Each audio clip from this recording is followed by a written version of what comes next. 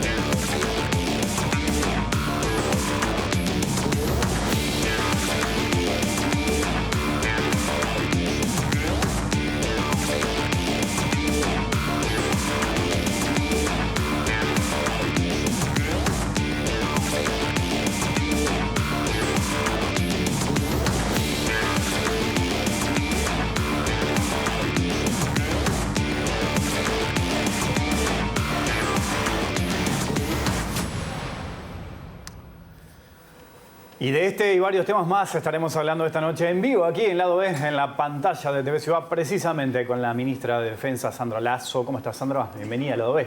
Buenas noches, muchas gracias por la invitación. También nos acompaña Antonio Ladra y Mauro Casa. Recuerdo cuando viniste al Lado B desde la oposición, ¿no? Desde el Senado, incluso integrando la Comisión de Defensa, que cuando hablábamos de esto, yo te había preguntado sobre este tema, me habías dicho que te parecía que era un proceso desprolijo, que no tenías como todos los elementos, pero algunos que habías recibido te hacían pensar eso. Hoy, como ministra y desde el gobierno, ¿qué razonamiento, qué lectura haces de esto que ha pasado, que está pasando? Bueno, primero que nada, esa información que fue muy difícil obtener desde la oposición no ha sido más sencillo encontrarla desde el propio ministerio. Eso como primer punto. Como segundo punto, entendemos que esa preocupación que manifestábamos haciendo un poco lo que era el historial de cómo comenzó esta situación, siendo una licitación, dejándola desierta, pasando a ser una compra directa, todo el proceso que involucró luego la presentación en TCA, lo que fueron los votos divergentes en ese escrito, la obtención o la difícil aparición en escena de las garantías, de los avales. Todo eso hoy, desde el Ministerio, hemos tenido las mismas dificultades. Por ejemplo, más allá de que quien realizó con nosotros la transición, el doctor Armando Castaing-Debat, ministro por entonces de Defensa, nos entrega finalmente la documentación al respecto. Era, por decirlo así, un expediente que no estaba completo, digamos. Había información que estaba por fuera del expediente, pero que sí estaba vinculada. ¿Expediente del proceso de compra? Sí, por ejemplo, lo que tenía que ver con las postergaciones permanentes o el aplazamiento de determinados plazos que eran concluyentes para el otorgamiento, digamos, de los hitos. Eso no estaba en el expediente, hubo que encontrarlo por allí, por el Ministerio. En fin, esas desprolijidades se mantuvieron. Por lo tanto, independientemente de que se ha recibido información, reitero, entiendo que segmentada, y que se ha recibido, en este caso, a Cardama y a algunos de los proveedores que lo acompañaban en su último viaje al Uruguay, y que mantenemos un intercambio de correos electrónicos, de mail con información, con alguna invitación que nos está haciendo. El último llegó hoy con una invitación para que el 15 de mayo, no recuerdo si es el 15 o el 13, vayamos a lo que va a ser una instancia definitiva, decisiva, que es la colocación de la quilla. Más allá de todo eso, entendemos que el proceso fue desprolijo.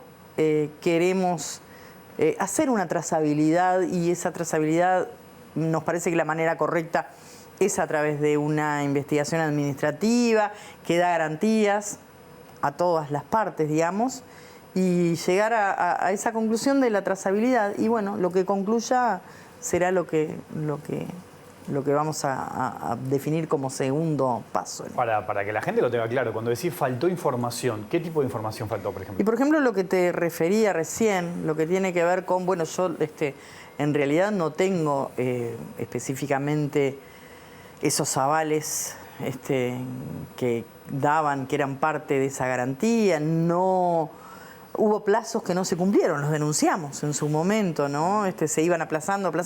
Cuando los plazos de entrega fueron una de las definiciones que toma el gobierno en su momento para definir esta compra directa. Y sin embargo, esos plazos se fueron postergando y ahí aparecieron un intercambio de mails que no estaban efectivamente en el expediente, que eran como un espacio en blanco, que eran los que acordaban determinados plazos para el cumplimiento de determinados hitos. Y bueno, eso nos parece que no está bien, que no fue prolijo, por eso entendemos la necesidad de instruir una investigación que nos dé tranquilidad a todos. ¿Y por qué crees que pasó eso?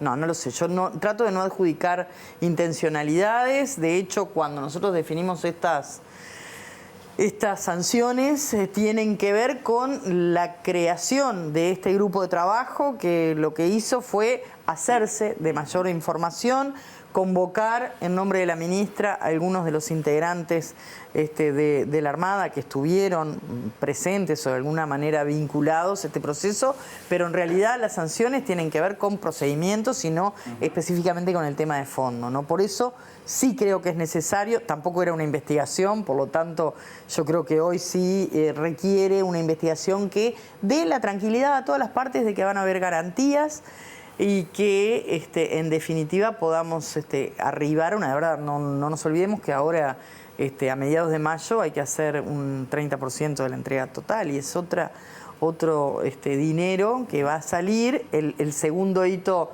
ya estaba prácticamente el gobierno ingresando cuando se define que se realice ese pago y bueno, ahí nosotros entendemos que en una conversación que tuvimos ese tema debió haber estado presente, no estuvo, y el grupo de trabajo cuando consulta por qué no se informó un 27 de febrero, es verdad, todavía la ministra no estaba como tal, pero era una senadora que venía trabajando el tema y que a 48 horas iba a estar ejerciendo la titularidad de este ministerio y entendimos que sí se debió dar esa información y ahí hubo la verdad que respuestas bastante confusas que después cuando se tratan de corroborar con quien oficia como encargado de despacho de la Armada, no se pueden corroborar porque no existe documentación y entonces entendemos que esa información no fue la que debió darse. Ahora, tomando en cuenta esto que decís del pago, ¿no? Mucha gente se puede estar preguntando, bueno, ¿es posible cancelar eso? ¿Es posible cancelar el negocio, dar marcha atrás en alguna de las condiciones que se acordaron? Mira, por el momento, y nosotros manteniendo este relacionamiento correcto con quien está construyendo el astillero, planteamos las dudas, pero por el momento el análisis que se hace del contrato, el grupo de trabajo, entre otras cosas, se reunió, entre otras reuniones que mantuvo, se reunió con el grupo del Piazzo, que fue quien de alguna manera trabajó este contrato. Se reunió con Cardama, acordaron intercambiar mayor información, por lo tanto, al día de hoy podemos decir que hay dos visiones. Hay una visión que entiende jurídica, que entiende que el contrato, más allá de las desprolijidades, como dice el informe, está firme. Hay otra mirada que entiende que no, y yo prefiero ser cauta y esperar los resultados de la investigación para ver qué sucede. Investigación que estamos tratando de instruir en el lapso más cercano posible. Antonio Ladra, ¿cómo andás? Bien, bien. Bueno, bastante oscuro todo esto, ¿no? Porque el planteo de lo que está diciendo la ministra es, cuando era la oposición no tenía información, ahora en el gobierno tampoco tiene información. Entonces me pregunto, ¿la investigación administrativa a los efectos de qué? Digamos, ¿no tendría que tomar una decisión ya? Bueno, a los efectos de que, primero, que se den todas las garantías, ¿no? Porque es verdad... Pero el Estado no está teniendo garantías. No las está teniendo. Yo siento que no ha sido cuidado de alguna manera esta. Yo creo que sí, si se instruye una investigación va a aparecer más información, pero la que hay debe ser analizada y debe ser analizada, como dijimos desde el comienzo, con una lupa muy, muy potente, muy grande, que dé garantías y que nos arroje resultados que no quiero adelantar. Yo no estoy preasumiendo que el resultado va a ser negativo ni positivo, pero me preocupa, es mucho dinero y para seguir haciendo entregas de dinero tenemos que tener todas las garantías de que vamos a tener el resultado que se solicita y que es funcional al rol que deben cumplir esos patrulleros y que además deben cumplirlo bien. Y bueno, para eso nos parece, además, quiero agregar una información que omití, que como nosotros no contábamos con un informe técnico, el único realmente, efectivamente, con el que contábamos era aquel que, si ustedes recordarán, termina con el pasaje de retiro del almirante Musso. Ese era el único que teníamos, que contó con la oposición de todo el resto de los integrantes de la Armada. Entonces solicitamos a quien nos parece que puede darnos una información técnica certera, por ejemplo, sobre el documento que se nos ha enviado, que es el plano de Cuaderna Maestra.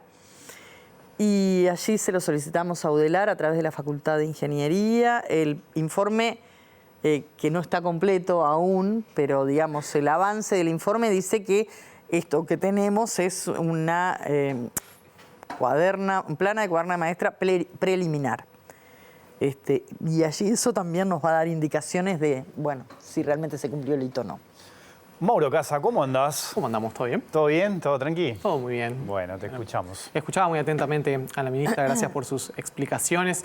Me parece que este episodio igual hay que enmarcarlo en algo que, bueno, cualquier televidente atento, y los de Lado B sin duda lo son, saben que en los últimos años es un rosario de casos en los cuales las Fuerzas Armadas se ven involucradas en situaciones por lo menos de poca transparencia o directamente algunos casos que llegaron a procesamientos, otros casos que aún no, bueno, investigaciones periodísticas que han mostrado cómo se ha sancionado a integrantes de las fuerzas que llevaron adelante denuncias de corrupción, bueno, un montón de hechos que alcanza con googlear para darse cuenta de que en las Fuerzas Armadas están pasando cosas que uno no puede asegurar que pasaran o no antes, pero que al menos ahora se están sabiendo mucho más, quizá por la propia dinámica del funcionamiento actual, que tiene que ver con una mayor transparencia en algunos sentidos, ¿no?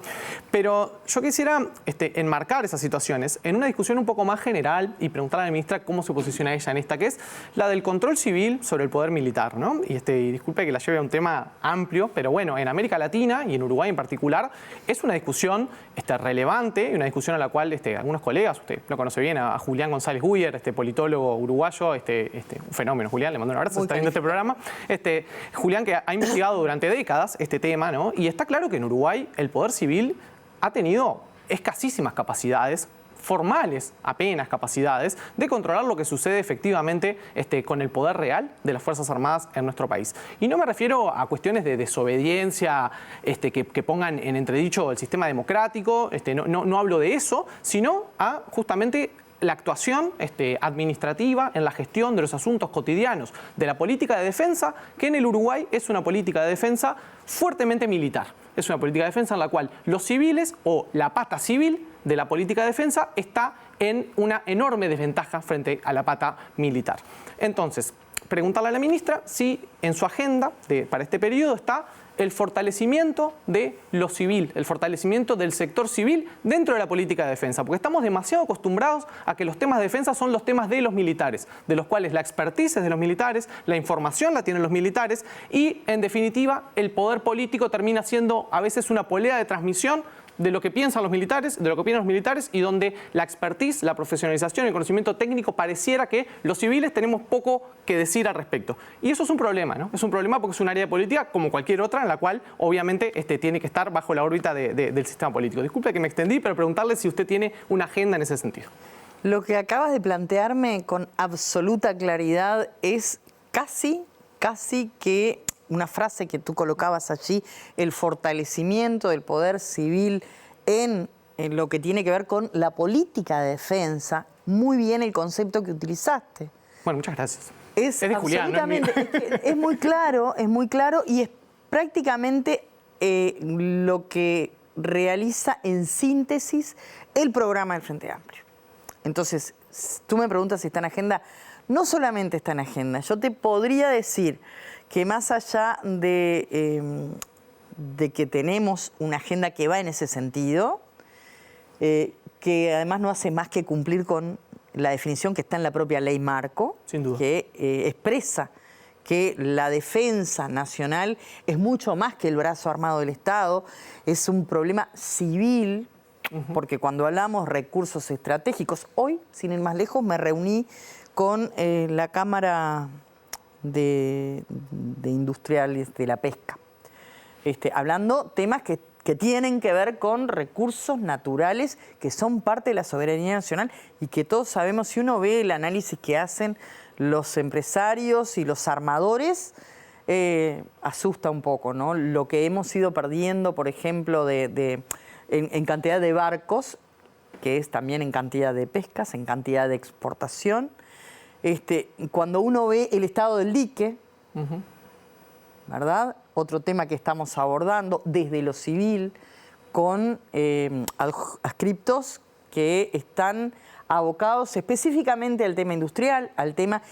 Y por ahí hay gente que te pregunta, ¿y qué tiene que ver eso? Y tiene que ver mucho, porque tiene que ver con los recursos naturales, que tienen que ver con la soberanía nacional, como la soberanía alimenticia tiene que ver con la soberanía nacional, como algunos problemas que hoy, avanzado el siglo XXI, también tienen que ver, y ahí vienen otras discusiones, ¿no? Que son algunos de los flagelos que atraviesan a nuestra sociedad. Entonces tú me preguntas, ¿hay una agenda? Yo creo que hay una agenda que específicamente está abocada al fortalecimiento de esa mirada civil, hasta la agenda que hemos construido en salidas al exterior, un tema que a veces es complejo.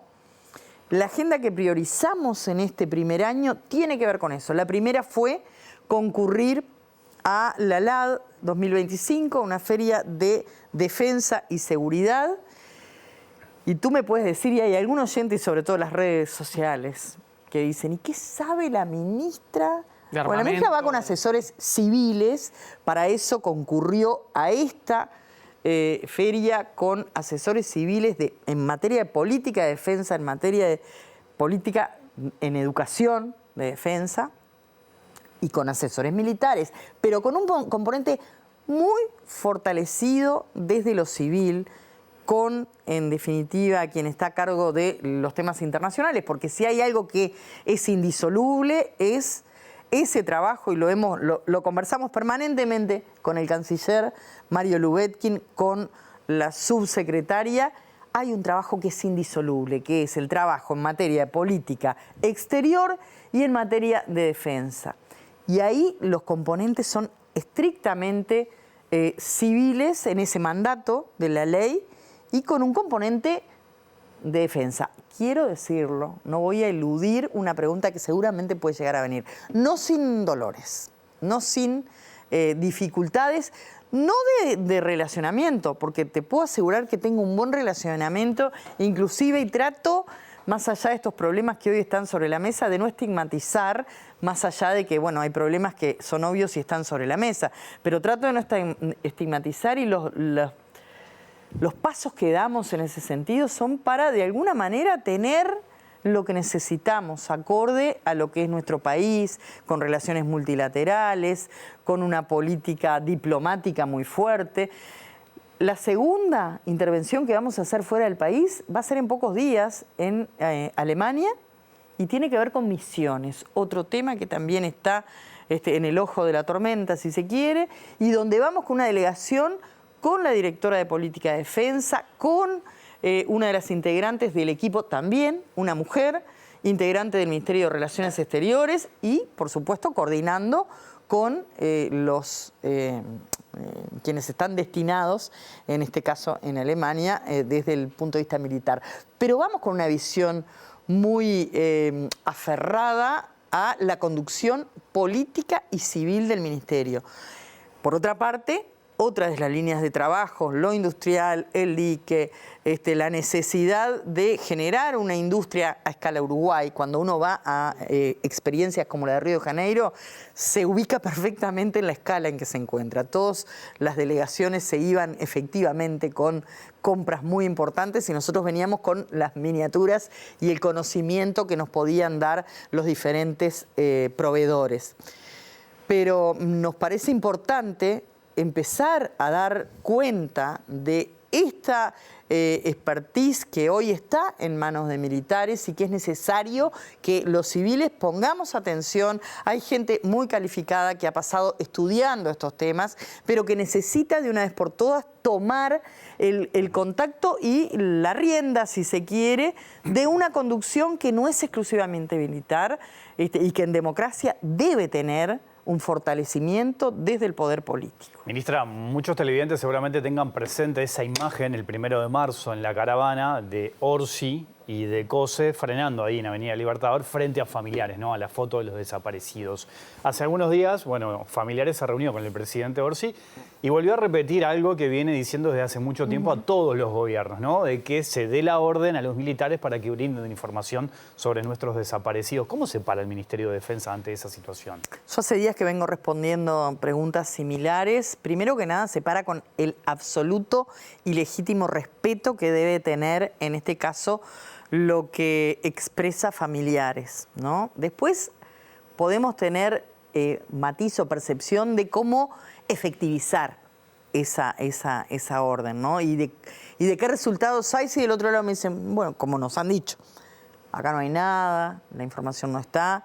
Entonces, ¿cómo posicionarse desde ese lado? Bueno, eso nos tiene que generar dudas. Pero primero que nada, respeto, y yo quiero agregar a lo que decías, esa creo que fue una primer señal junto con el discurso del presidente. Después estuvimos presentes el presidente, la vicepresidenta y quien habla en una actividad organizada por Crisol en el Memorial de Detenidos Desaparecidos.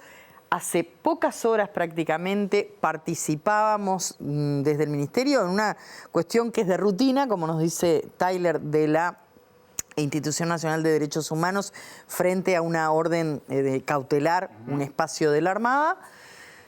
Podíamos haber dado el trámite directamente y, bueno, dejar que ese trámite de rutina se cumpliera y tomamos la decisión de ponerle cuerpo a esto. Ponerle cuerpo, es decir, con el subsecretario nos vamos al lugar y le comunicamos. Inmediatamente se le comunicó in situ, o sea, no es que llamamos y dijimos, mire que vamos a cautelar, no. Fuimos con la delegación y le comunicamos, un tanto sorprendido el encargado de despacho, pero también, debo decir, en realidad le puso a disposición todas las herramientas necesarias para que quienes van a trabajar en este espacio estén, digamos, obteniendo esa información.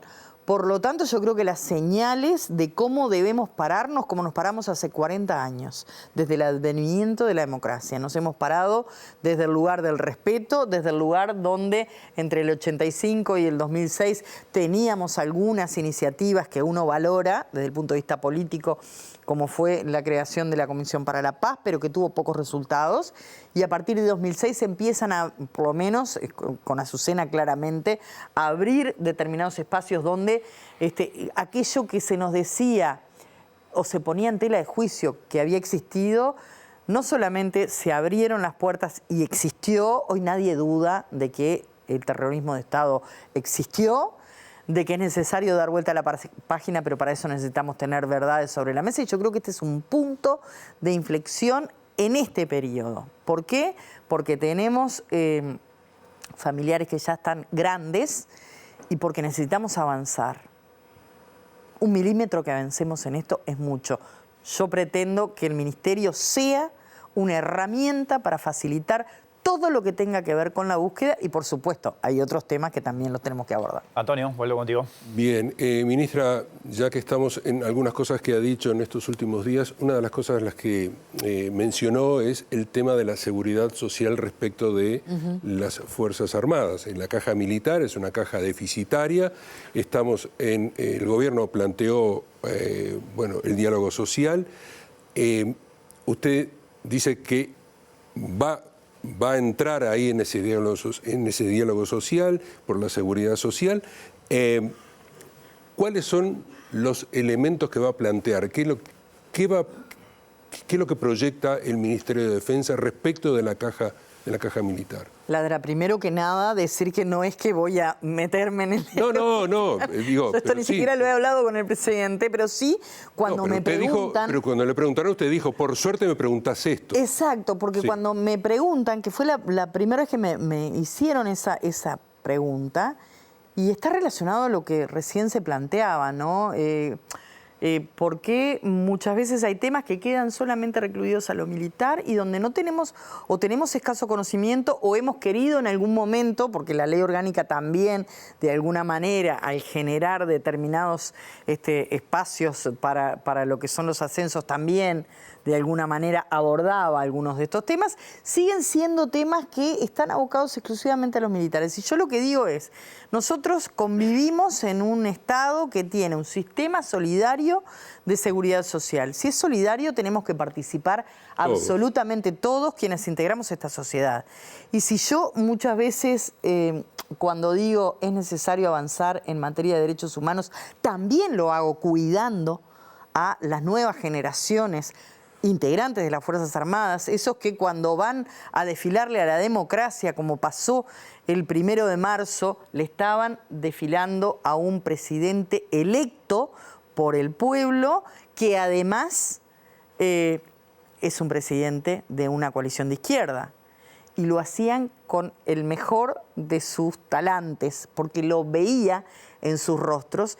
Y sin embargo, situaciones que suceden en las sociedades y que no se borran con una goma, requieren de mucho trabajo. También estoy cuidando a las fuerzas y a las nuevas generaciones cuando digo, bueno, también son integrantes de nuestra sociedad. O el mismo concepto que utilizo cuando el presidente me dice, bueno, el Ministerio de Defensa tiene que participar de los ejes que ha definido el gobierno. Uno de esos ejes es el crecimiento y el abatimiento de determinados índices de pobreza. Y yo digo, lo vamos a hacer con mucho gusto, como lo hacemos siempre, porque en definitiva interactúa el ejército, por poner de una manera, las fuerzas en su conjunto, con la sociedad cuando se les pide ayuda desde cualquier, una escuela, sobre todo en el interior uno lo ve, o una institución social, lo hace. Pero lo vamos a hacer sabiendo que muchos integrantes de esas fuerzas también están integrados a esa sociedad que vive en asentamientos, que tiene brechas salariales, que tiene brechas socioculturales educativas. Nos preocupa mucho todo el tema de seguir esa trayectoria educativa para que puedan llegar más lejos. Todo esto es parte de lo mismo. Entonces, cuando se me dice, vamos a hacer un diálogo social que abarque a toda la sociedad, entiendo que también tiene que abarcar la mirada desde lo que es la caja militar. Te dejo la última, Mauro. Dale. Bueno, en América Latina se ha dado un proceso de fuerte militarización de la seguridad interna, ¿no? Es un proceso que es muy visible en países como México, Colombia, Brasil, muchas veces de la mano de la lucha contra el narcotráfico. Uruguay, afortunadamente, en mi opinión, no ha recorrido ese camino hasta ese punto, pero sí es verdad que en la última década, en gobiernos del Frente Amplio y en gobiernos de la coalición republicana, las Fuerzas Armadas han ido ganando competencias en áreas que antes no les eran propias, ¿no? El control de fronteras, la custodia de las cárceles, los asuntos que tienen que ver con emergencias o seguridad interior en algunos casos. Preguntarle, ministra, ¿dónde cree usted que hay que ubicar el límite para eso, ¿no? Porque es un proceso en el cual yo al menos tengo la sensación de que no se ha dado una discusión amplia, democrática, de hasta dónde queremos que las Fuerzas Armadas participen en estas arenas de política pública, sino que a veces funciona un poco la razón del artillero, ¿no? Esta cosa de que, bueno, las Fuerzas Armadas están allí, son recursos y parece que sirven para todo, como dice la canción de Citarrosa, ¿no? Entonces, preguntarle a usted dónde cree que hay que ubicar ese límite y si en materia de seguridad piensa que las Fuerzas Armadas van a seguir teniendo estas competencias, se va a reducir, se va a aumentar, ¿dónde hay que poner la vara? Step by step, dicen los americanos. A ver, yo le cité a Citarrosa y mire, usted me... Paso a paso, para hacer el contraste con eso. En realidad, yo sé dónde no debe estar.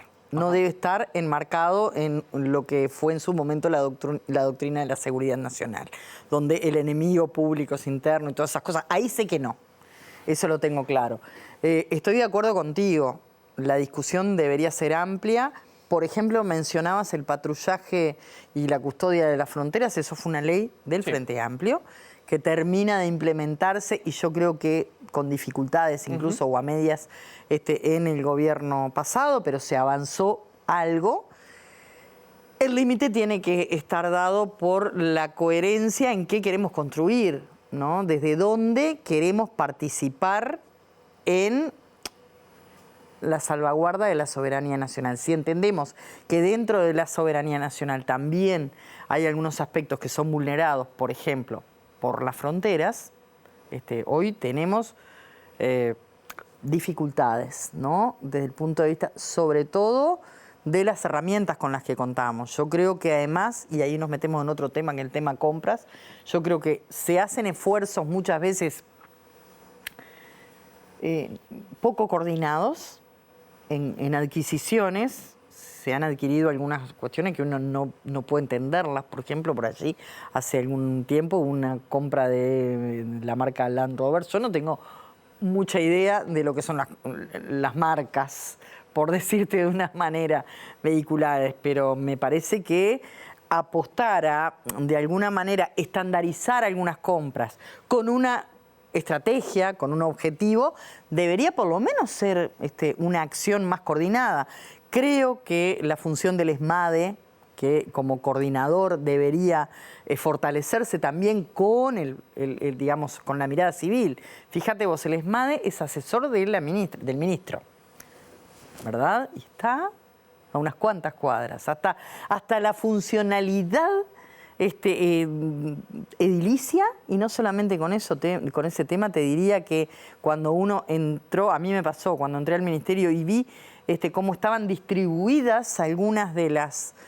todavía estamos resolviendo ese tema de cómo nos ubicamos allá adentro, debería estar pensada estratégicamente. Bueno, en esto también, el límite, bueno, deberá ser seguramente una discusión quizá más a corto, largo y mediano plazo. Habría que definirla, pero hay algunas acciones que han sido solicitadas incluso por el propio presidente en esta mirada de cómo fortalecernos en el ámbito de la seguridad que hay que... La ley de derribos, por ejemplo.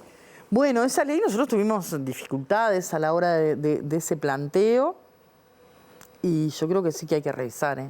Hay que revisar. Yo soy de las que pienso que hay que revisarla por todo lo que significó, como otras que estaban en el marco de la ley de urgente consideración. Mientras, Sandra Lazo, gracias por tu visita esta noche aquí al lado B. Las gracias a ustedes, como siempre, es un gusto venir. Hacemos una pausa y volvemos para el cierre.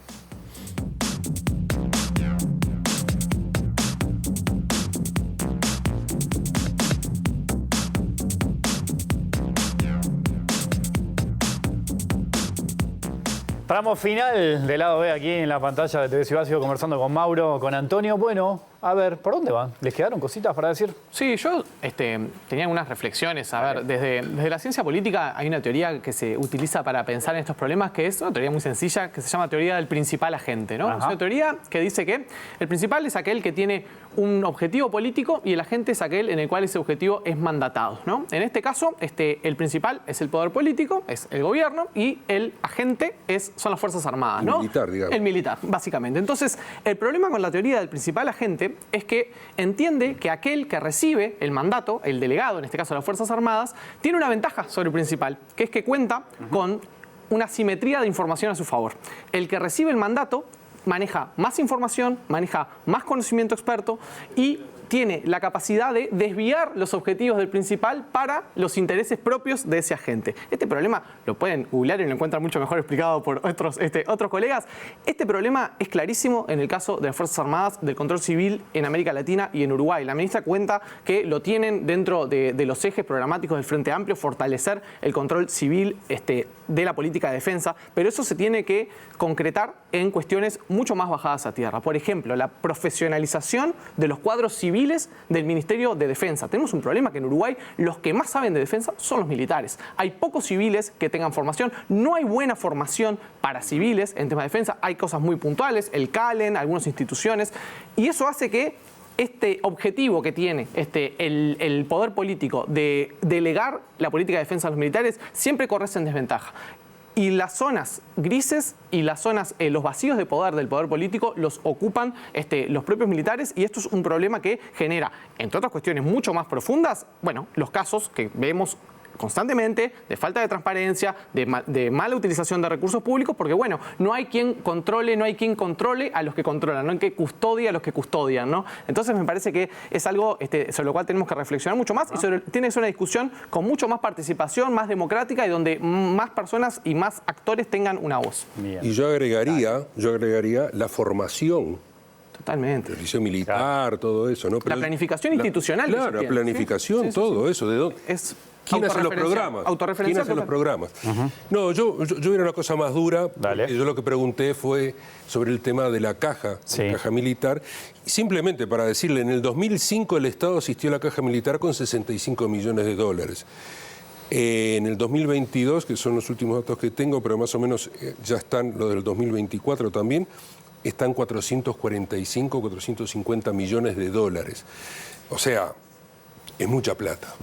Mucha plata que está asistiendo todos los años el Estado a la caja militar. Y siempre se pone el acento sobre el Banco de Previsión Social, etcétera, etcétera. Y acá de esto no se habla. Parece que fuera un misterio. Y cuando se habla, bueno... Hay lío siempre. Hay lío siempre, ¿no? Antonio, Mauro, gracias. La seguimos otro día, ¿les parece? Vamos arriba, ¿eh? Volvemos mañana a las 20. Que pasen bien. Chau.